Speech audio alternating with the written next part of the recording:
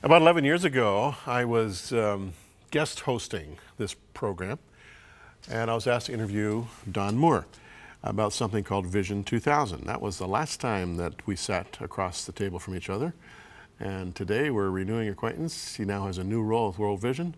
Welcome, Don. Thank you, Jim. Before we talk about World Vision, Vision 2000, was it what you had hoped it would be? Oh yeah, thoroughly enjoyed it. Wonderful opportunity to see over 100 denominations and churches come together, committed around the common cause of evangelism, and terrific outcomes on that whole initiative. Out of that grew, as you might recall, Jim, the book In Search of Hidden Heroes that Lorna Dueck and I co-wrote together of stories of Canadians right across the country. So, no, that was a wonderful... Was Vision 2000 an initiative of EFC? That's correct. Yeah, the Evangelical Fellowship of Canada. That's correct. I think I recall Brian Stiller, who was executive director at the time, telling me about this, and wasn't he the one that hired you for this? Well, in fact, I didn't work for him. I worked for the Navigators, but I was seconded, loaned over to run it as a task force. Yeah, as a task force at the EFC, I was given the opportunity to give leadership to that. Now, just so we understand who Don Moore is, a lot of people don't know who the Navigators are. They think that's a naval term, or I guess it applies to airplanes too. Who are the Navigators? The Navigators are a ministry that actually grew out of the naval service in the U.S. Dawson Trotman founded it about 55 years ago, and the whole heartbeat was to win men on the ships one by one and disciple them and bring them to full faith and knowledge of Christ. And in doing so, he ended up ultimately creating a huge movement of probably 4,000 navigators around the world now who go about in their quiet, low-profile fashion, reaching into the lives of people with hurting spots that need to be ministered with the gospel, and they bring them to Christ, to discipleship them, almost like the Timothy 2:2 principle. And is it the Navigators who have really focused on scripture memorization? Big time. Yeah. Big time. Oh yeah, we've all got our verse packs. We study it because the truth is so powerful.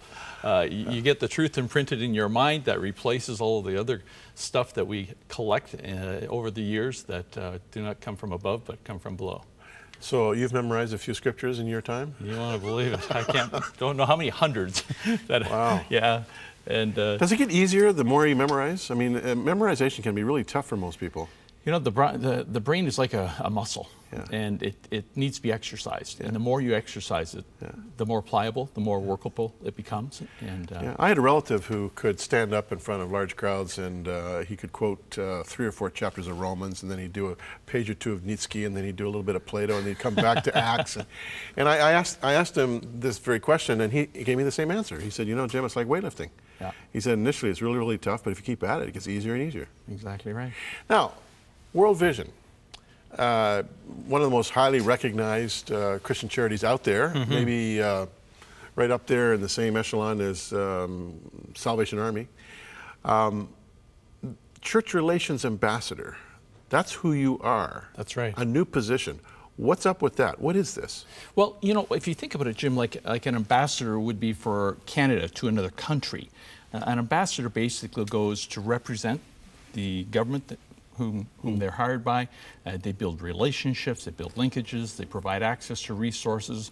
They don't actually broker any deals, but they are really a goodwill person. And so World Vision sensed the need. Our president, David Toyson, cannot get to everywhere he needs to and still be at the UN, be in Ottawa, be on projects around the world checking out our work. And so they needed someone who would come alongside and be available to churches and denominational leaders right across Canada. And they said, let's create an ambassador position, a person who comes to those leaders with nothing, just simply to give freely. Not there to raise funds, not to raise sponsorships, none of that. None of that's a portion of the job. It is simply to come alongside of a denominational leader or a strategic pastor and say, how can we help you be more missional in what you sense God's calling you to do as a church? Particularly as it focuses around the themes of poverty, injustice, advocacy, all those issues that that is our message. That's what we address. And it's quite amazing what happens when people become more fully informed as to all the opportunities that are out there in light of terrific needs that the world has experienced in terms of poverty. I mean, you'd have the statistics on poverty as readily as I do, but you know, you've got 6 billion people in the world, and 1 billion come from about 50 developed countries. Now you've got another 5 billion who are living with far less than us. And out of those, probably close to 1 billion live below the international poverty line. Well, that is ripe for disease, for zapping of energy, stunted growth, slow thinking. These people are tremendously disadvantaged. And as an organization and as Canadians come alongside to sponsor children, we can help provide nutrition, health, clean water, sanitation, micro-business, HIV/AIDS clinics, and literally transform communities. It takes us about 10 to 15 years, and then we can let go of the community and they're completely self-sustaining because it's been born out of their expressed needs, and we've responded to their needs and brought them to where they need to be. Now that might not mean that they're living in a 3-bedroom house with 2 bathrooms and a 2-car garage, because a lot of cultures, you don't need that. But you need to improve their standard of living, because right now, 15,000 kids die every day due to hunger, 1 every 10 seconds, and that's deplorable. Now, let's pretend that I'm a denominational leader, and you and I are having coffee.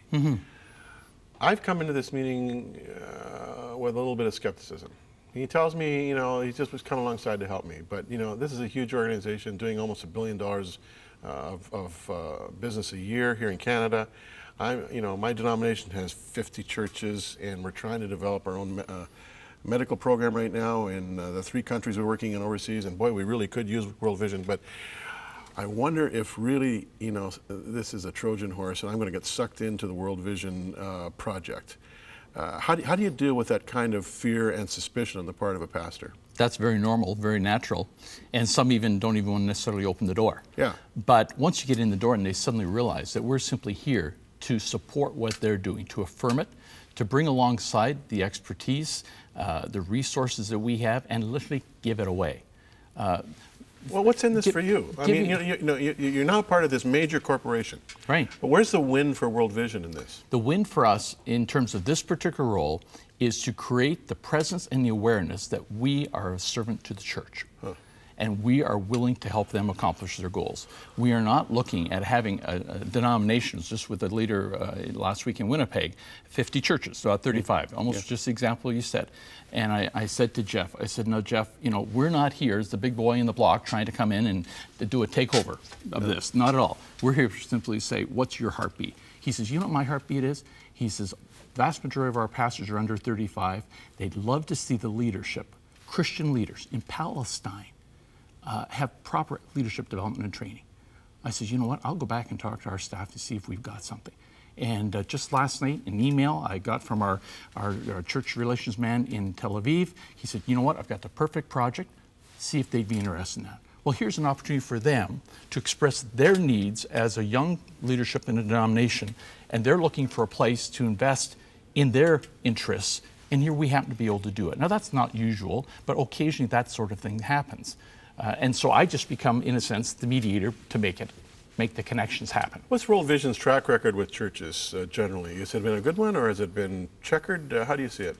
I think it's been very positive, actually. Yeah. Now, because World Vision is a little different than a number of the other agencies, see, we posture ourselves, if I can use the expression, almost like a third-day music group. It's kind of a crossover group. We will work with the mainline public who may not support the Christian commitments and values that we hold as an organization, but we're happy to be the vehicle.